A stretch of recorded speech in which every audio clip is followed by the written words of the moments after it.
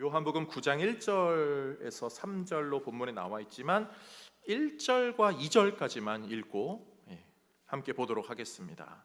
화면에도 나와 있습니다. 시작. 예수께서 길을 가실 때에 날 때부터 맹인된 사람을 보신지라. 제자들이 물어 이르되 라비어, 이 사람이 맹인으로 난 것이 누구의 죄로 인함이니까? 자기니까? 그의 부모니까? 아멘. 요한복음 이 9장 말씀 가지고 봄과 예수라는 제목으로 하나님 말씀 전합니다. 오늘 날씨가 정말 좋더라고요. 아침에 올 때도 정말 날씨가 화창했는데 지금 보니까 더 막 화창해서 밖에 나가고 싶은 마음이 확 찾아오는 그런 날입니다. 아마 사람들은요, 많은 사람들은 이런 날 드라이브 하자, 어디 가자, 뭐 좋다, 여기 좋다, 저기 좋다, 좋은 곳 찾아가겠지만 그래도 하나님 아버지의 전, 우리 아버지의 집, 이곳이 참 좋은 곳임을, 또 가장 좋은 곳임을 알고 나와 예배하는 우리 모든 성도님들 주님의 이름으로 축복드립니다. 이 좋은 자리에서 하나님이 예비한 은혜의 복락을 가득 누릴 수 있기를 간절히 소망합니다. 가족의 달, 가정의 달 5월입니다. 가정은 너무나 중요하죠. 모든 인생에 가정은 너무나 소중한 것들입니다. 돌아가신 그 영국의 다이애나 왕비가 그런 말 자서전에 했다잖아요. Family is the most important thing in the world. 그래서 가족이 전 세계에서 가장 중요한 것입니다. 가족의 중요성 누구나 할 수 있는 말이지만 그분이 해서 더 유명해진 말이죠. 가족은 전 세계에서 가장 중요한 것입니다. 그런데 어떤 사람은 거기서 한 걸음 더 나아가서 이렇게 얘기해요. Family is not an important thing. 가족은 중요한 것이 아닙니다. Family, it's everything. 그것은 전부입니다. 중요한 정도가 아니라 우리의 전부라고요. 가정은 그런 것 같아요. 우리에게는 정말 전부나 다름없죠. 그래서 가정이 잘 돼야 되고 또 가족 식구들이 다 잘 돼야 되는 것, 우리 모두의 기도 제목입니다. 만약에 가족 구성원 중에 한 명이 어려운 일을 겪게 되면 어떻죠? 다들 아파요. 다들 힘들어요. 그걸로 괴로워하고 근심합니다. 가족 구성원 중에 한 명이 아프게 되면, 질병에 걸리게 되면요, 그건 그 사람만의 아픔이 아니에요. 가족 모두의 기도 제목, 절절한 기도 제목이 되죠. 오늘 성경 본문은요, 사실 이 지점에서 시작해요. 요한복음 9장에는요, 날 때부터 맹인된 사람이 등장합니다. 그의 부모가 어땠을까요? 그들의 가족이 어땠을까요? 그런데 그 사람이 오늘 본문이 예수님을 만나고 예수님께서 침을 진흙에 뱉어서 짓이겨서 눈에 발라주시고 실로와 물가로 가서 씻어라, 그 말씀대로 순종하였더니 그 사람이 보게 되었죠.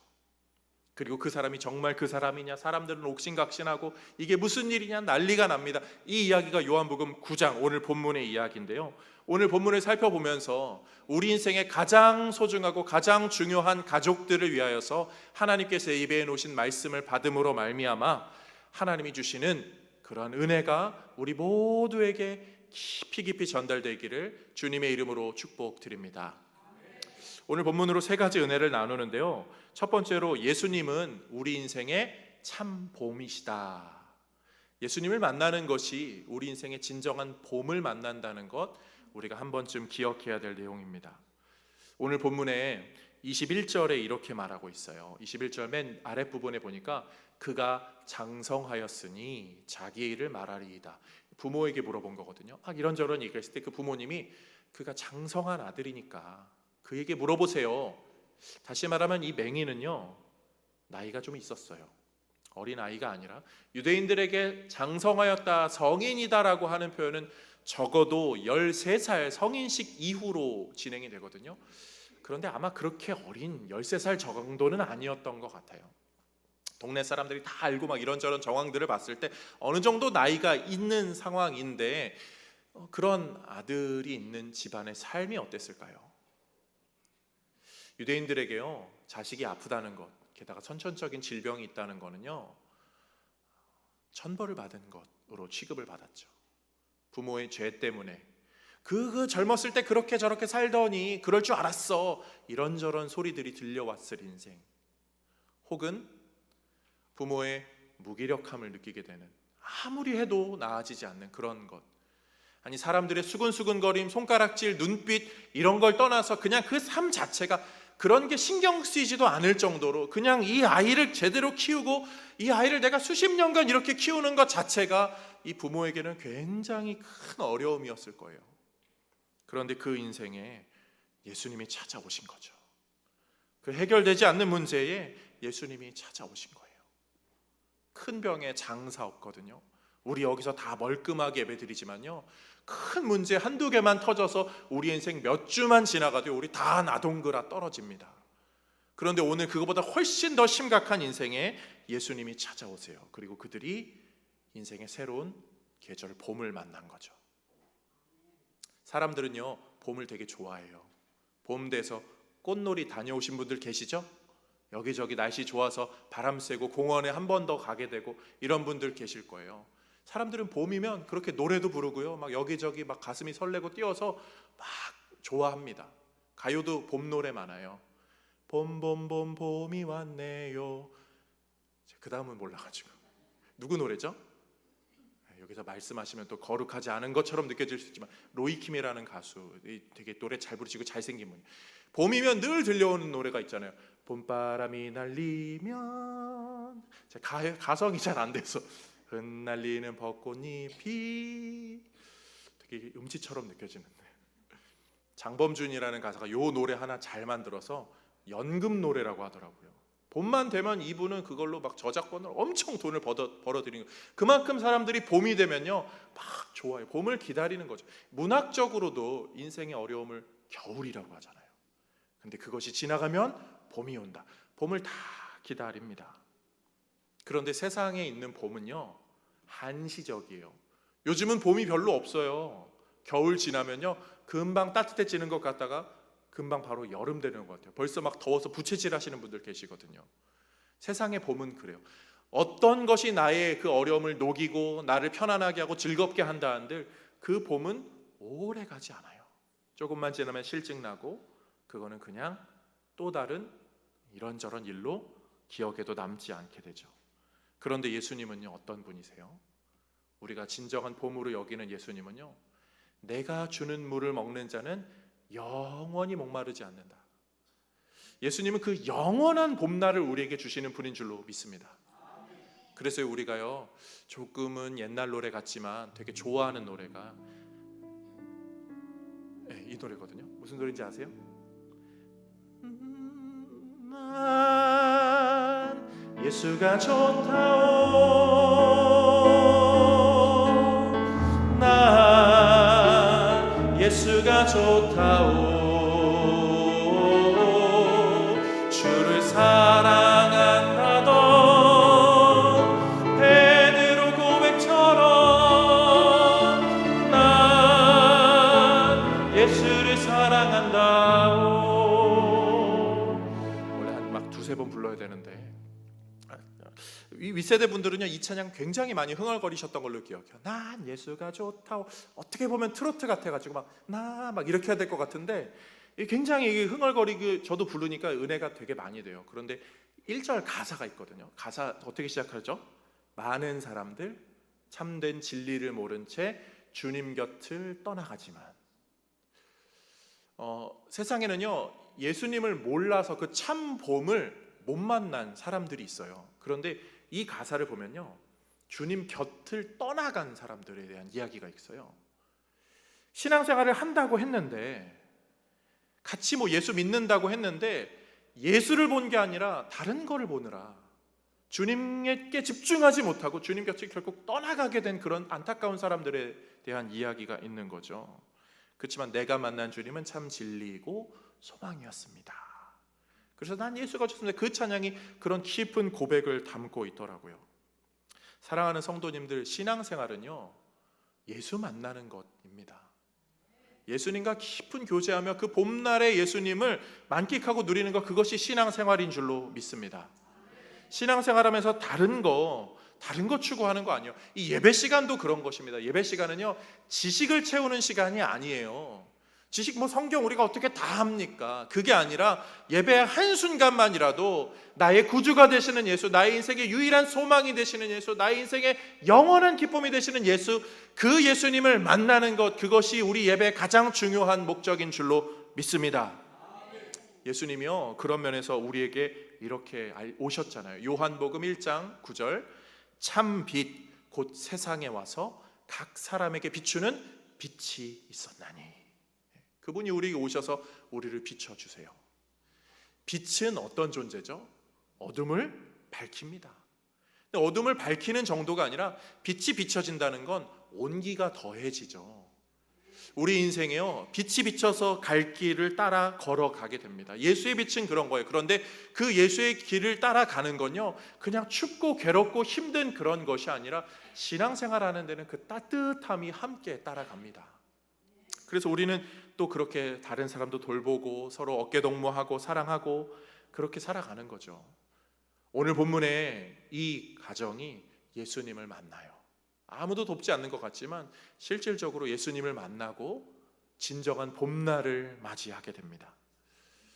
이 본문을 이렇게 보면요, 그런 날 때부터 맹인된 사람 이야기는 우리 이야기는 아닌 것 같은데 라고 생각할 수도 있지만, 사실 이 맹인에 관련된 건, 눈에 관련된 거는요, 그 당시에 굉장히 보편적인 질병 가운데 하나였어요.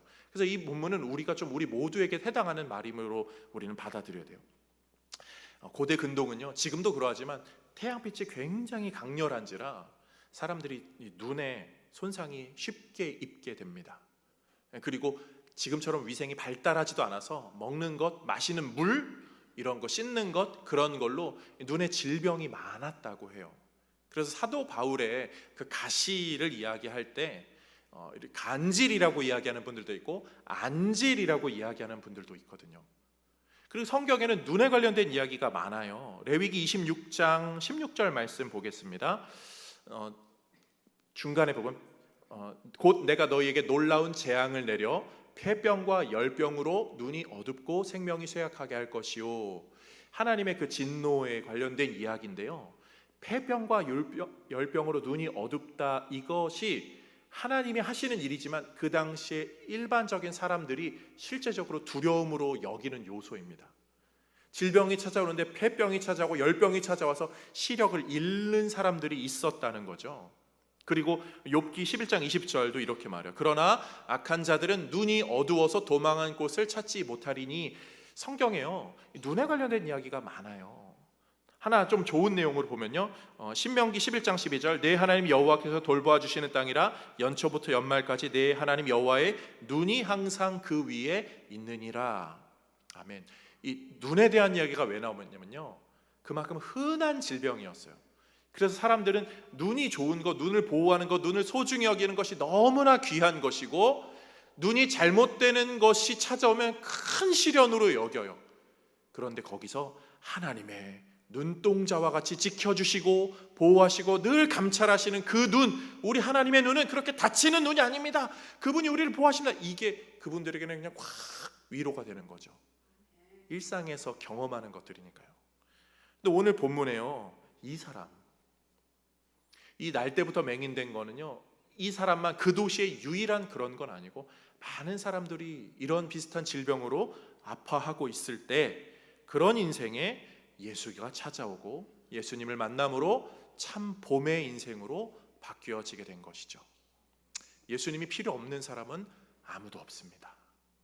예수님은요, 우리 모두의 위로가 되고 우리 모두의 소망이 되며 우리 모든 인생, 추운 겨울을 지나가고 있는 그 어떤 문제라도 예수로 말미암아 따뜻한 봄날로 이어지고 변화되는 역사가 있는 줄로 믿습니다.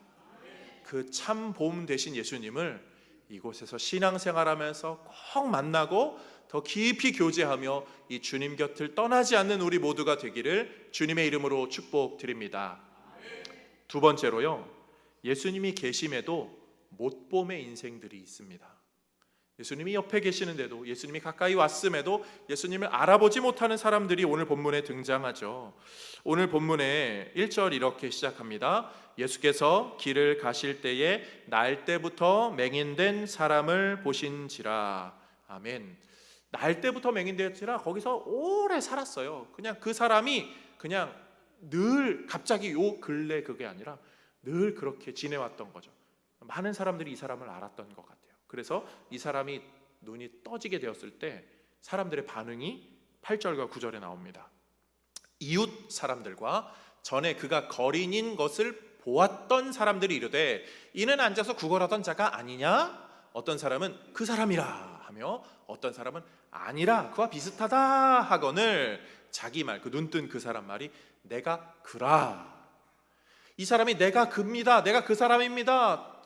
헷갈리지 마세요. 오해하지 마세요. 못 알아보지 마세요. 제가 그입니다. 그리고 이 문제가 조금 더 커져서 예루살렘에 있는 유대인들 제사장들에게 바리새인들에게 갑니다. 그러자 이게 어떻게 된 일입니까? 예수님을 만났어요. 예수님이 눈을 뜨게 했습니다. 진흙을 이렇게 해서 이렇게 했습니다. 예수님에 관련된 이야기를 합니다. 그러자 이 바리새인들 유대인들이 29절 30절에 이렇게 말해요. 하나님이 모세에게는 말씀하신 줄 우리가 알거니와 이 사람 예수님은 어디서 왔는지 알지 못하노라. 예수님을 못 알아보는 거예요. 그 사람이 대답하되 이르되 이상하다. 이 사람이 내 눈을 뜨게 하였으되 당신들은 그가 어디서 왔는지 알지 못하는도다. 예수님 왜 몰라요? 여기 있는데 이 사람이 왜 어디서 왔는지 왜 몰라요? 이 말은요 조금 유대적인 문화적인 배경이 필요해요. 유대인들은요 선지자가 누군지 랍비가 누군지 그런 능력자들이 누군지에 대한 기본적인 이해가 있습니다. 그런데 이사야서 말씀을 보면요 눈먼 자가 눈뜨게 되는 이야기가 나와요. 눈먼 자가 눈뜨게 되는 이야기는 메시아에 관련된 부분에서만 나와요. 다시 말하면 눈먼 자를 눈뜨게 하는 것은 메시아다라는 것을 분명히 그들은 인식하고 있어요. 그런데 예수님이 그 일을 했는데 예수님으로 메시아로 제대로 알아보고 싶지도 않고 알고 인정하지도 않고 그냥 누군지 모른 척을 계속하는 거예요. 그러니까 이 사람은 나는 알겠는데 왜 당신들은 모릅니까? 예수님이 옆에 있는데도 왜 못 보는 인생으로 살고 있습니까? 지금 이 이야기를 하죠. 왜 바리새인들이 왜 유대인들이 예수님을 못 보고 있었을까요? 그들은 다른 것을 보고 있었거든요. 오늘 본문 14절과 16절 보겠습니다. 예수께서 진흙을 이겨 눈을 뜨게 하신 날은 안식일이라. 바리새인 중에 어떤 사람은 말하되 이 사람이 안식일을 지키지 아니하니 하나님께로부터 온 자가 아니라 하며 어떤 사람은 말하되 죄인으로서 어떻게 이러한 표적을 행하겠느냐 하여 그들 중에 분쟁이 있었더니 아멘. 이 사람들은요 안식일을 지키지 않은 것 이게 지금 더 중요한 문제예요. 그래서 메시아든 뭐든 안식일 지키지 않은 죄인으로 여기는 거죠. 유대인들은 안식일에 굉장히 예민한 사람들이에요. 안식일에는 늘 금식을 하거든요. 금식을 할 때요 우리 금식할 때 물을 마셔야 됩니까? 안 마셔야 됩니까? 마셔도 되고 안 마셔도 되고 자기 마음이죠. 우리는 뭐. 근데 유대인들은요 이런 거 굉장히 예민해요. 심지어 침 금식할 때 침을 삼켜야 됩니까? 뱉어야 됩니까? 제가 물어보니까 대답은 해야겠고 그렇지만 생각해 본 적은 없어서 둘 중에 하나를 찍어야겠는데 할 수 있지만 어떤 사람들은 진짜 경건함을 추구하는 사람들은 뱉어요. 근데 억지로 삼키려고 하지는 않지만 유대인들도 어느 정도의 유두린이 있어요. 사람이니까. 그렇지만 우리가 진짜 막 목이 마르고 막 그럴 때는 어떻게 하죠? 막 침을 이렇게 하잖아요. 근데 그렇게 하면 안 된다고 해요. 율법으로. 그러니까 얼마나 이 율법에 짜잘짜잘한 것까지 그러고 있겠어요. 그렇지만 그냥 뭐 그래서 사람들은 침이 그렇게 고일 일이 생기지 말자 해서 음식도 멀리 하고 사람들을 만나서 말하는 것도 안 하고 움직이는 것도 하지 않습니다. 그런데 예수님이 오늘 안식일에 병자를 만나서 이야기하고 고쳐주고 침을 뱉어서 그걸로 문질러 주고 이런 게 다 부정해 보이고 다 죄 짓는 걸로 보이는 거예요. 그래서 실제로 눈이 뜨고 놀라운 이 역사를 눈앞에 두고 있음에도 불구하고 그들은 그걸 보는 게 아니라 죄 진 거, 범죄자, 죄인 이것만 보면서 예수님을 제대로 보지 않고 있는 거죠. 사랑하는 성도님들, 이 모습이 누구의 모습입니까? 하나는요 이 시대에 예수를 믿지 않는 사람들의 모습이죠. 교회가 주변에 없습니까? 발에 채이는 게 교회예요. 한 블럭 걸어가면 교회가 있는 이런 시대입니다. 그리스도인이 주변에 없을까요? 말을 안 해서 그렇지 주변에 그리스도인들 많습니다. 아파트 사시는 분들은요, 계단으로 걸어가서 운동하시는 분들 있죠. 한 집 걸러 한 층 한 층 올라가면요, 기독교 교회 붙어 있는 집 그렇게 많습니다. 예수를 안 만나는 게 아니에요. 그들은 예수가 아니라 다른 것에 더 관심이 있기 때문이죠. 그런데 그런 사람들만 예수를 지금 못 보고 있는 거 아닙니다. 같이 신앙생활하고 같이 교회 다닌다고 하는데, 교회를 다니면서도 오직 예수만 바라보는 것이 아니라 다른 것 바라보는 사람들은요, 실질적인 예수의 유익을 누리지 못하고 있는 거예요. 신앙생활하면서요, 그냥 이것저것 다른 곳에만 시선이 가 있는 사람들이 있습니다. 어머, 저 권사님 가방 샀네. 저 집사님 머리 했어. 여보, 당신 봐봐, 저 집사님 저렇게 점 빼니까 멋있잖아. 우리도 점 빼야 돼. 이것저것 생각하고, 누가 이런 말 했네, 저런 말 했네, 뭐가 이러네 저러네. 신앙생활을 하면서 예수를 바라보는 데 집중해야 되는데, 다른 걸 보는데 더 매의 눈이 돼서 그런 것에만 집착하고 있다면 그런 사람들이 시험 들잖아요. 무엇을 보고 있습니까? 예수 따라가며 복음 순종하면 우리 행할 길 환하겠네. 다른 게 아니라 예수 따라가는 것, 예수만 바라보면서 예수님 내가 가야 할 길 알려주세요, 내가 주님만 보겠습니다. 사람 보면서 시험에 빠지는 게 아니라 내가 주님만 바라보겠습니다. 이 귀한 신앙으로 세워져서 예수 못 봄의 이 불행한 역사가 우리에게는 나타나지 않기를 주님의 이름으로 축복드립니다. 마지막 세 번째로요, 우리는 예수로 인해서 돌봄의 인생을 살게 된다는 것 꼭 기억해야 됩니다. 참봄, 못봄, 돌봄, 오늘 설교를 이렇게 좀 정리해 보았습니다. 오늘 본문에 은혜의 포인트가 참 많은데요, 1절부터 등장하죠. 1절 다시 한번 읽어볼게요. 예수께서 길을 가실 때에 날 때부터 맹인된 사람을 보신지라. 보다라는 것에 관련된 단어가 2번 나와요. 이 요한복음 9장은 보다라는 이미지가 굉장히 많이 사용돼요. 알아본다, 못 알아본다, 예수님이 봤다, 시선이 머물렀다, 맹인 눈이 못 본다. 그래서 성경책에 필기하셔도 되는 분들은 보다라고 쓰시면 조금 나중에 이 부분을 읽으실 때 은혜가 더 많이 되실 거예요. 날 때부터 맹인된 사람에 예수님의 시선이 닿습니다. 사람들은 죄로 말미암아 이 사람은 태어날 때부터 저주받았다라고 하는데, 예수님의 시선이 거기에 머무르게 되면서 그것이 아무런 문제가 되지 않게 되죠. 이게 복음이죠. 사실 이 사람이요, 막 큰 소리쳐, 다른 성경 본문처럼 바디메오처럼 예수야 막 이렇게 해가지고 시선이 닿은 거 아니에요. 아니면 이 사람이 굉장히 불행하고 더 초췌하고 더 불쌍해 보여서 예수님이 그 사람을 본 것이 아니에요. 이 사람의 공로는 아무것도 없어요. 그냥 주님의 시선이 거기 닿았더니 거기서 은혜가 시작되었죠. 우리 인생도 마찬가지예요.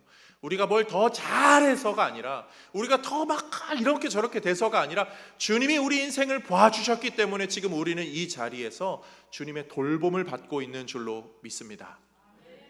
오늘 본문은요, 참 다양한 내용들을 기록하고 있는데요, 요한복음 9장을 쭉 읽다 보면 우리의 시선은요, 요 진흙, 침 뱉은 거에 좀 머물러요. 왜냐면 더럽거든요. 침 뱉어서 진흙 막 이겨서 이렇게 눈에 이렇게 바른다고 해보세요. 우리 기본적으로 표정이, 입술이 이렇게 되거든요. 근데 요게 함정이에요. 요 본문을 볼 때는요, 요 부분에 시선이 머물러서 생각이 자꾸 여기만 머물러 있는 것이 아니라 넘어가야 돼요. 본문에서 우리가 집중해야 될 부분은 7절입니다. 요한이 친절하게 설명까지 썼어요. 시작. 이르시되 실로암 못에 가서 씻으라 하시니, 실로암은 번역하면 보냄을 받았다는 뜻이라. 이에 가서 씻고 밝은 눈으로 왔더라. 아멘. 실로암, 실로암이 뭐냐면요, 예루살렘에 있는 우물이에요. 샘물이죠, 샘물. 그런데 예루살렘에서 유일한 샘물입니다. 거기서 사람들이 물을 길어다 먹고 마시고요. 또 오늘 본문의 배경은 초막절인데요, 초막절은 이 텐트 치고 막 그랬던 출애굽기 그때 본문인 거죠. 초막절에 이 실로암에서 물을 퍼서 예루살렘 성전에서 물을 부으면서 초막절의 절정의 축제의 끝자락으로 갑니다. 사람들이 기뻐 막 춤추고 노래하고 뛰고요, 막 그러면서 우리가 막 이 풍요로움을 하나님이 주셨습니다, 그걸로 기뻐하고, 하나님 앞으로도 이렇게 넉넉하고 풍요롭고 우리를 채워주세요, 샘물을 부어주세요, 막 그렇게 기뻐합니다. 그런데 이 초막절 절기에 하는 또 하나의 굉장히 중요한 것이 성경을 읽어요. 이 모세 오경을 읽는 거죠. 그러면서 우리가 하나님의 자녀임을, 언약 백성임을 굉장히 기뻐하게 됩니다. 이 초막절에 담긴 의미예요. 이게 그 실로암 샘물로부터 연결되는 그 초막절의 의미들입니다. 그런데 유대인들에게는요, 이 하나님의 언약 백성이라는 게 굉장히 큰 자부심이었어요. 그런데 이 오늘 이 병자, 눈뜬 자의 부모에게 막 유대인들이 물어봅니다. 어떻게 된 거야? 누가 무슨 일을 한 거야?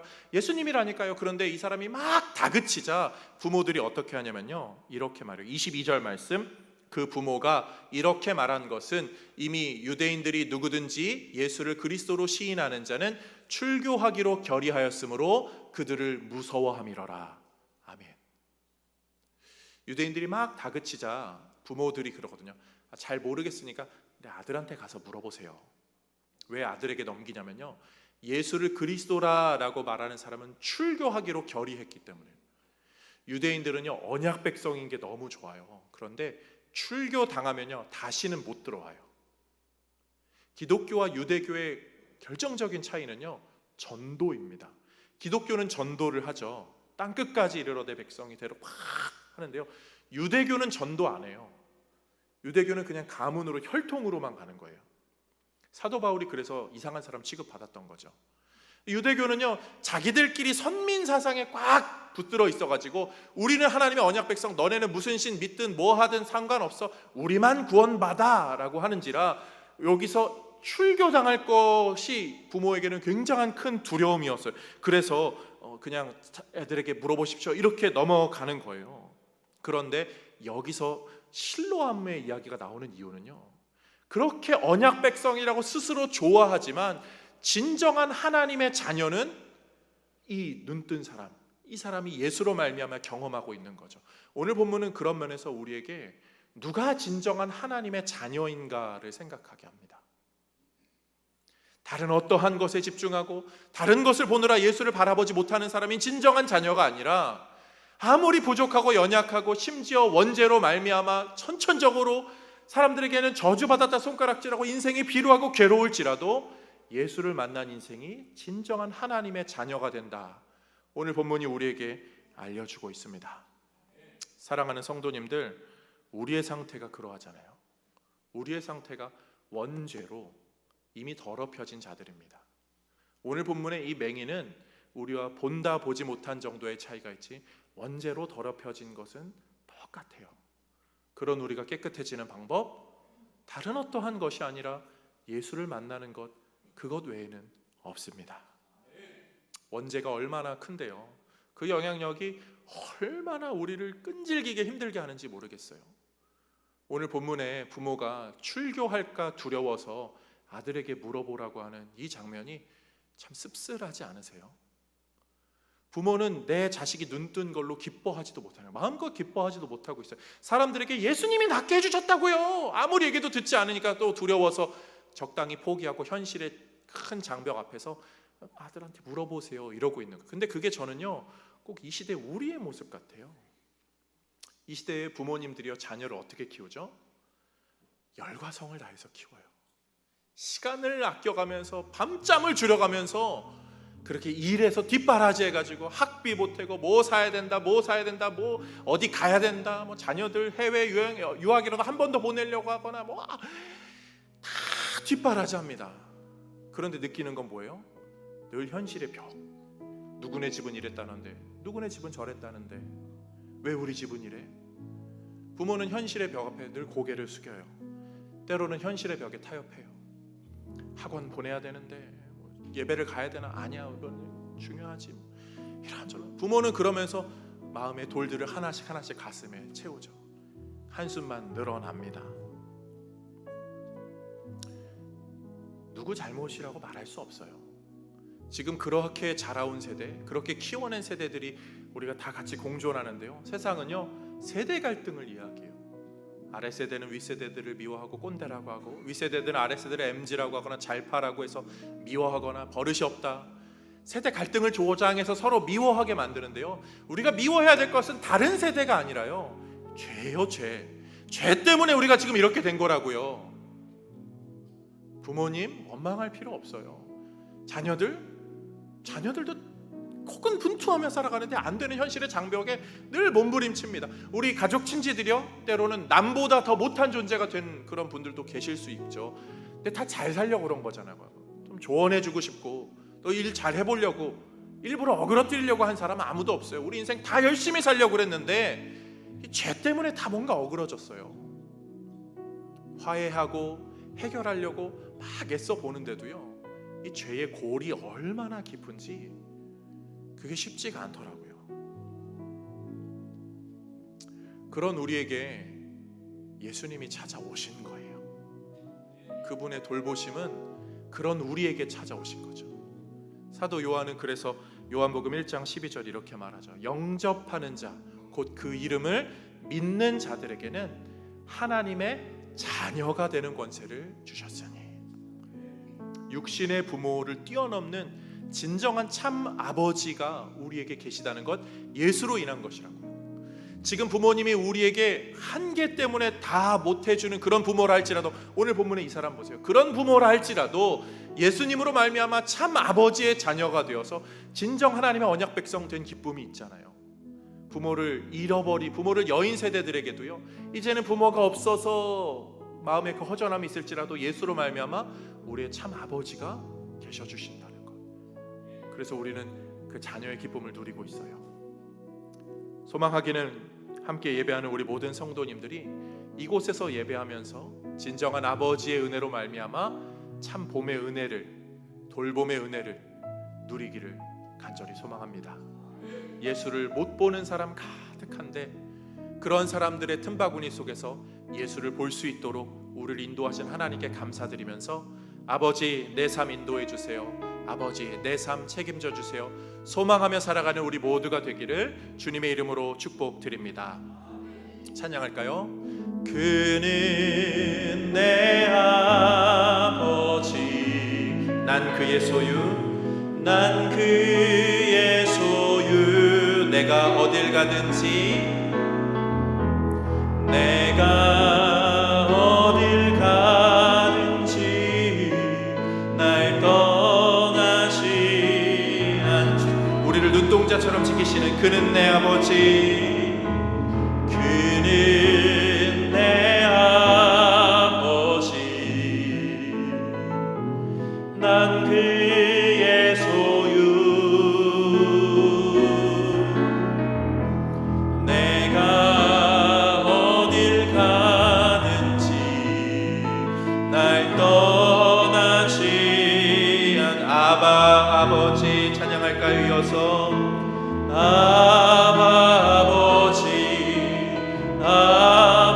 아버지, 나를 안으시고 바라보시는 아버지,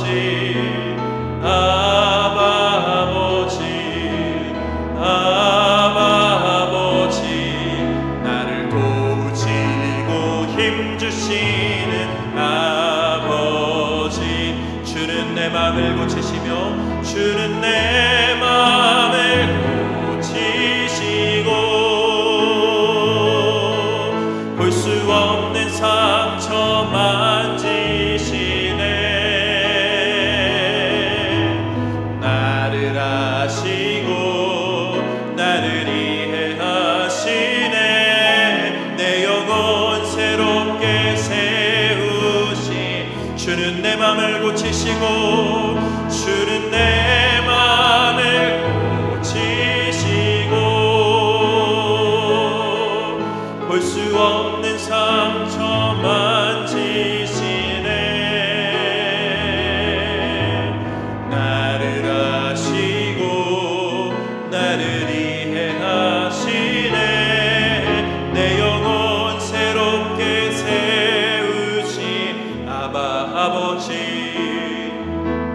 아버지,